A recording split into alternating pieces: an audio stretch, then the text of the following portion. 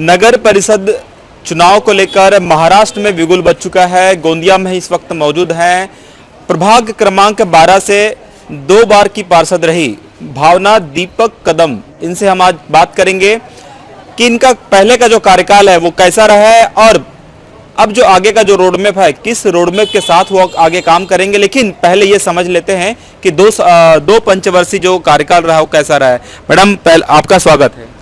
धन्यवाद। मैं भावना दीपक कदम प्रभाग 12 से।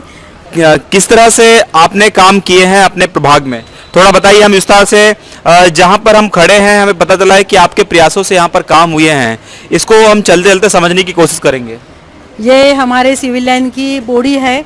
इसको पहले बोड़ी कहा जाता था। ये यहाँ एक छोटा सा तालाब था और वो तालाब के आजू बाजू में पूरी गंदगी फैली रहती थी और धार्मिक कार्य होते थे, लेकिन वो गंदे पानी में ही विसर्जन होता था।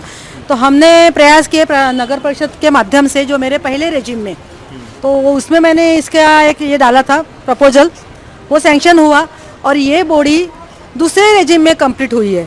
क्योंकि जहाँ आप देख रहे हो ये परिसर पूरा बड़ा है, छोटी सी बोड़ी थी, उसको सौंदर्यकरण करे और सौंदर्यकरण के माध्यम से वहाँ जो फव्वारे हैं वो भी लगे हुए हैं और सीसीटीवी कैमरे के माध्यम से भी यहाँ देखरेख हो रही है। साथ में यहाँ ग्रीन जिम भी लगी है। छोटे छोटे प्रयासों से एक बड़ा काम करने की कोशिश की है और कुछ त्रुटियां भी है इसमें, क्योंकि यहाँ अभी 3-4 साल से हमारे चुनाव नहीं हुए हैं, तो यहाँ अभी चौकीदार या तो देखरेख कम हो रही है। तो उसका भी प्रयास मैं निरंतर कर रही हूँ कि यहाँ इसकी देखरेख के लिए 2 चौकीदार रखे जाएंगे, जो जाना आना हो जाएगा। और यहाँ जो बच्चे वगैरह आते हैं उनके लिए भी यहाँ जो जैसे नीचे नहीं उतरना चाहिए करके गेट लगाए हैं, गेट पे ताले लगे हुए हैं और अब बाकी तो विकास देख ही रहे हैं।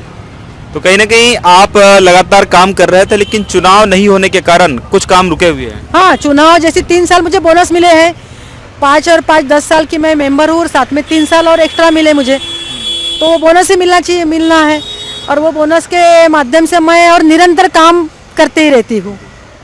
तो देख रहे हैं भावना कदम जी से हम बात कर रहे हैं। उन्होंने बताया कि उनके कार्यकाल में एक जो तालाब था उसका सौंदर्यीकरण किया गया। आप देख सकते हैं, निश्चित तौर पर कैमरामैन से मैं निवेदन करूंगा दिखाएं, यहाँ पर कोई हादसा ना हो इसलिए रेलिंग भी लगाई गई है, गार्डन का भी निर्माण किया गया है। जिम की वो बात करते हैं तो जिम का भी निर्माण यहाँ पर किया गया है जिससे युवाओं को फायदा मिले। पिछले कार्यकाल में जैसे अभी आपने देखे कि हमारे नगराध्यक्ष अशोक काका इंगले भी थे, तो उनके माध्यम से ये बॉडी भी मेरे को सपोर्ट हुआ है। उसके पहले कार्यकाल में हमारे साथ में कशिश जी जायसवाल थे, तो उनने भी ये बॉडी सैंक्शन करने में मुझे सहयोग किए हैं। और बाद में हमारे विधायक विनोद जी अग्रवाल, उनने यहाँ सौंदर्यकरण करने के लिए अभी और हमको सपोर्ट किए हैं और अभी चुनाव आ गए हैं, नहीं तो अभी उनका भी सौंदर्यकरण विधायक के माध्यम से यहाँ चालू हो जाने वाला है। तो देख रहे हैं हम इनसे लगातार बात कर रहे हैं और भी क्या काम इन्होंने किए हैं हम आगे इनसे चर्चा करेंगे। ये जिम का उपयोग युवा करते हैं? हाँ, यहाँ का जिम का उपयोग युवा लड़कियाँ सब करते हैं। जैसा है वैसा सब लोग यहाँ आना जाना और यहाँ रोज राउंड भी मारते लोग। अभी क्या बीच में सुभाष गार्डन बंद था, तो ये बॉडी सबके काम में आई है और यहाँ सब अपना सवेरे का समय व्यतीत करते हैं। प्रभाग क्रमांक 12 में विहार का भी निर्माण किया जा रहा है।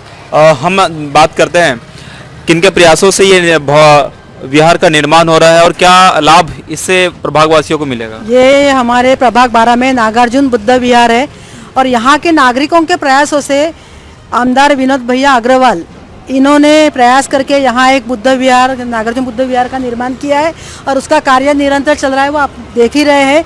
और ये भव्य जो नागार्जुन बुद्ध विहार है, ये हमारे विधायक विनोद जी अग्रवाल इनके निधि से बन रहा है और हम भाग्यवान है कि ये प्रभाग 12 में है और हम सब नागरिकों को इसका लाभ मिलने वाला है।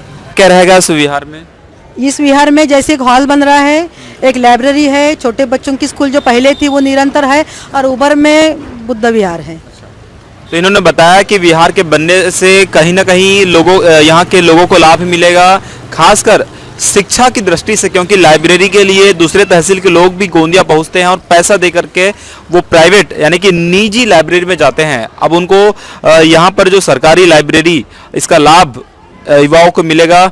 निश्चित तौर पर आपका जो प्रयास है सराहनीय है। और आगे किस तरह से अगर दूसरी बात करें तो वार्डवासियों को आपके प्रयासों से मिलेगा?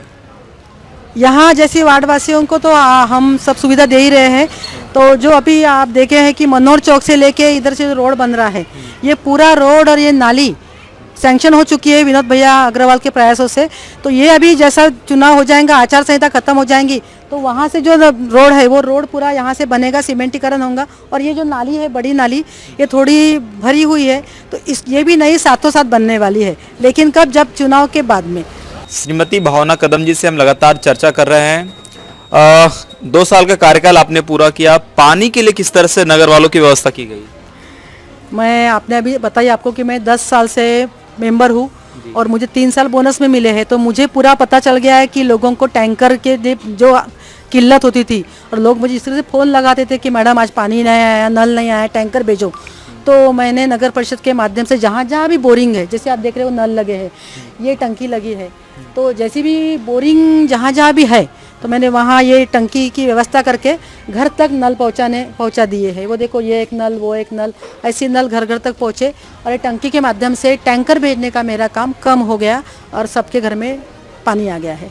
ये कितने ऐसा टंकी जो है आपने निर्माण करवा, कितना टंकी? ऐसी वार्ड में, गांधी वार्ड में भी है ये टंकी। जैसी एक अपना शंभू गायधने भैया है, उनके घर के सामने एक टंकी लगी है। एक हमारे धनंजय वैद्य भैया है, उनके घर के सामने एक टंकी लगी है।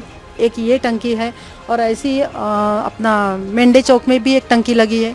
ये 3-4 टंकियाँ अपनी लगी है, तो उस माध्यम से एरिया में पूरा पानी पहुंच रहा है। और जहाँ जहाँ भी नहीं हुआ है वहाँ भी अभी करेंगे। 5 टंकियाँ लगी है। एक अखाड़ा है, उसके पीछे में सीमेंटीकरण की टंकी पहले से ही जो हमारे बंडू जी ठौरे हैं, उनने वो टंकी का निर्माण किए थे, लेकिन उसको बहुत कार्यकाल होने के कारण वो जर्जर हो गई है, तो वो अभी गिर भी गया था उसका आधा हिस्सा। तो अपन ने वहाँ आमदार विनोद भैया के माध्यम से एक बड़ी टंकी सैंक्शन की है, तो वो अभी गिरी है टंकी का एक हिस्सा। तो अभी जो नया कार्यकाल में अपनी पूरी योजना है वो सैंक्शन हो चुकी है, तो वहाँ भी वो टंकी लग जाएंगी नई वाली। और पुरानी टंकी तो वहाँ है, तो घर तक पानी गया ही है, लेकिन वो टुकड़ा गिरा है, तो उसके माध्यम से नई टंकी लग जाएंगी। वो पूरा, सही बोलो तो पूरा प्रभाग टंकियों से, नल से, पानी से कवर हो गया है। पानी की कमी कहीं नहीं होगी? पानी की कमी कहीं नहीं होगी, लेकिन अभी बीच में जो एमजीपी का जो पाइपलाइन फूटी थी, तो हमारे एरिया में पानी गंदा आ रहा था, तो पीने के पानी की किल्लत हो रही थी, तो हमने एक्यूफायर पानी का निर्माण किया और एक टंकी घर घर में पहुंचा के सबको पीने का पानी पहुंचाए हैं। तो देख रहे हैं, वार्ड वासियों को पानी की किल्लत ना हो, इसलिए लगातार चर्चा उनसे कर रहे हैं। उन्होंने बताया कि पानी की किल्लत यहाँ के वार्ड वासियों को देखे हो रहा था, तो उन्होंने हर घर में इस तरह से नल का निर्माण करवाया, पानी टंकी का निर्माण कराया। इसके अलावा बीच में जब गंदा पानी आ रहा था, तो घर तक पानी पहुंचा करके उन्होंने दिया है। नगर परिषद चुनाव को लेकर लगातार हम प्रभाग क्रमांक 12 की भावना दीपक कदम जी से चर्चा कर रहे हैं, बात कर रहे हैं। और क्या विकास कार्य आपके प्रभाग में हम देखें? यहाँ प्रसिद्ध हनुमान मंदिर है, तो उस माध्यम से यहाँ हनुमान द्वार भी बन गया है, और ये हनुमान के माध्यम से सभी की श्रद्धा इससे जुड़ी हुई है। साथ में प्रभाग में निरंतर सफाई, नाली सफाई, रास्ते झाड़ू और कचरा उठना, ट्रैक्टर निकालना, लोगों का मलमा उठाना, ये सब मैं एक परिवार समझ के करती हूँ। और परिवार के माध्यम से जैसे अभी अपन जहाँ जहाँ भी जा रहे हैं, तो एक जिम है, तो बड़े बुजुर्ग, छोटे बच्चे, सभी के आरोग्य का ध्यान रखते हुए जिम भी लगी है। साथ में आप देख रहे हो कि ये जो परिसर है पूरा प्रभाग 12, यहाँ निरंतर सफाई कार्य होता है और सबसे मेरा मिलना जुलना होता है। मैंने कभी ये नहीं सोची कि मेरा कार्यकाल खत्म हुआ तो अब मैं अगले चुनाव की राह देखूँ, नहीं, क्योंकि जो परिवार से जुड़ा रहता है उसका दिल परिवार के लिए टूटता है। और ऐसे परिवार ने मुझे साथ में रखने की भी हिम्मत दिखाना चाहिए, विश्वास दिखाना चाहिए। और मुझे भी विश्वास है कि ये जो मेरा परिवार है ये मेरे साथ में रहेगा और मुझे साथ में लेके चलेगा। जो भी कमियां हुई होंगी, जो भी आगे का डेवलपमेंट है, मैं उनके लिए ज़रूर करूँगी। और अभी जैसे घर से लोग हमको फ़ोन लगाते हैं कि ये आज नाली सफाई करना है, लाइट बंद है, तो हम डिजिटल स्कीम चालू करने वाले हैं, ताकि वीडियो फोटो के माध्यम से हमको दिख जाएगा, घर बैठे हमारी कंप्लेंट हो जाएंगी और हम सीसीटीवी कैमरे भी जहाँ नहीं है वहाँ लगाने की कोशिश करेंगे। परिवार के लिए हम निरंतर कार्य करते रहेंगे। धन्यवाद। तो देख रहे थे, भावना कदम जी से हम बात कर रहे थे। उन्होंने बताया कि किन रोडमैप के साथ वो 10 साल उनका कार्यकाल रहा है। इसके अलावा आगे वो उनका रोड मैप क्या होगा, कौन से रोड मैप के साथ वो अपने प्रभाग वासियों के लिए लगातार निरंतर वो काम करेंगे। उन्होंने बताया कि कोई समस्या प्रभाग के लोगों को है तो वो डिजिटल माध्यम से वो शिकायत सुनेंगे, उसके बाद उन समस्याओं का समाधान वो करेंगी। लंबा कार्यकाल आपने बिताया है, और क्या प्लानिंग है इन प्रभाग वासियों के लिए, अगर आपको और मौका मिलेगा तो? अभी मौका मिलेगा तो मैं प्रभाग वासियों को वही बोलती हूँ निरंतर कि आप जो अपना नाम है उसको जारी रखना, उस नाम को आप ध्यान में रखना। और अभी जैसा हमारे मोदी जी है, मैं भारतीय जनता पार्टी से चुनाव लड़ रही हूँ, तो मोदी जी ये क्या जा हमारे देश के पंतप्रधान मोदी जी है, उनका जो भी योजनाएं हैं वो घर तक अभी तक पहुंची है, जो बाकी होंगी वो भी पहुंचेंगी। और हमारे लाडले विधायक विनोद जी अग्रवाल, हमारे माजी पालक मंत्री परिणय जी फुके, ये सभी के माध्यम से मुझे बहुत कार्य करने की एनर्जी मिली है। उनने हमारे को बहुत सारे काम भी दिए हैं, जैसे भी सुभाष गार्डन विधायक के माध्यम से सुभाष गार्डन बना है, इसका भी आप सब लोग विकास देख ही रहे हैं। तो बस निरंतर विकास होते रहेगा। प्रभाग वासियों को परिवार के माध्यम से मैं सबको मिलजुल के काम करूंगी, ये मेरी आखिरी ख्वाहिश है। धन्यवाद। बात कर रहे थे प्रभाग क्रमांक 12 की पार्षद भावना दीपक कदम जी से। उन्होंने बताया कि किन योजनाओं के साथ, किन रोड मैप के साथ इस बार वो चुनावी मैदान में है। इसके अलावा अब तक का जो उनका कार्यकाल रहा है वो कितना अच्छा रहा है। कई तरह की योजनाएं, कई तरह की सौगात, विशेषकर युवाओं के लिए हमने देखा कि ओपन जिम का निर्माण उन्होंने कराया है, गार्डन का निर्माण उन्होंने कराया है। इसके अलावा एक नागार्जुन बौद्ध विहार का निर्माण वो करा रहे हैं, जहां पर लाइब्रेरी की सुविधा वो वहां पर कराने वाले हैं, जिससे युवाओं को क्या है, खासकर लोग पढ़ना चाहते हैं तो वाचनालय में वो जाकर पढ़ सकेंगे। इसके अलावा कई सारी चीजें वो इस प्रभाग के लोगों को दिलाना चाहते हैं। विशेषकर उन्होंने बताया कि आपको कोई समस्या हो तो भविष्य में वो ऐसी एक योजना तैयार करेंगे कि डिजिटल योजना की आपके साथ कोई शिकायत है, आपकी कोई शिकायत है तो सीधे तौर पर डिजिटल माध्यम से उनको आप भेज सकते हैं, जिसके बाद वो समाधान वो कर देंगे। इसी तरह नगर परिषद चुनाव को लेकर सभी अपडेट्स के लिए आप बने रहिए जनचेतना न्यूज के साथ।